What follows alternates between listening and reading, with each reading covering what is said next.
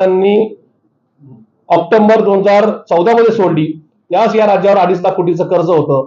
आणि आज देवेंद्र फडणवीसांच्या मागच्या 10 वर्षाच्या कार्यकाळामध्ये हे कर्ज 2.5 लाख कोटीचं 8 लाख कोटीपर्यंत जाऊन पोहोचलंय. त्याचं क्रेडिट अमित शहानी नक्की घ्यावं, हा या निमित्ताने माझा त्यांना सल्ला आहे. आता जर नाही का गुरुच असा असेल तर चेला कसा असेल. अमित शहा इथे येऊन गेले, त्यांनी पवार साहेबांच्यावर टीका केली आणि त्याच्यानंतर ज्यांना फार काही बुद्धी नाहीये किंवा ज्यांना एकूण फार राजकीय ज्ञान नाहीये असे भाजपचे शहराध्यक्ष धीरज घाटे हे काल खूप बाष्पळ बडबड करून गेलेले आहेत. मुळात ज्या धीरज घाटेंचं वय हे पवार साहेबांच्या राजकीय कारकिर्दीच्या 60% आहे. म्हणजे पवार साहेबांची जी नका धीरज घाटेंचं जे वय आहे त्याच्या दीडपट पवार साहेबांची राजकीय नका एकूणच आतापर्यंतची कारकीर्द राहिली. 64 वर्षाची पवार साहेबांची राजकीय कारकीर्द राहिलेली आहे. त्या धीरज घाटेंनी पवार साहेबांच्यावर बोलावं हा एक सगळ्यात मोठा जोक आहे असं मला वाटतं. तर धीरज